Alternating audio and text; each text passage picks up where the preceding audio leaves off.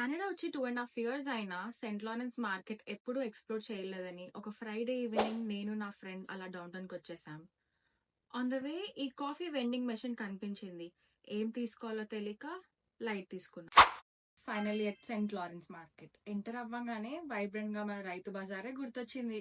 Fruits, meet, cheese అన్నీ ఉన్నాయి. కానీ మనం వచ్చింది viral triple sauce pasta try చేయడానికి. And we had order with loaded cheese.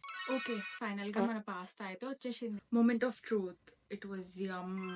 ఇప్పుడు అర్థమైంది ఈ హైప్ అంతా ఎందుకో.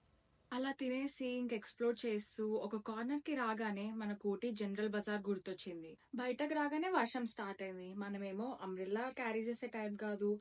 అలానే తడుచుకుంటూ ఇంకా వేరే టొరానో స్ట్రీట్స్ లో తిరిగి పిక్చర్స్ వీడియోస్ తీసుకొని లాస్ట్ కో సన్సెట్ పాయింట్ కి వెళ్దామని ఫిక్స్ అయ్యాం. అలా we reach Tommy Thompson Park. Guess what, వర్షం మాత్రం మామూలుగా పడట్లే. అదే వర్షంలో వి రీచ్ సన్సెట్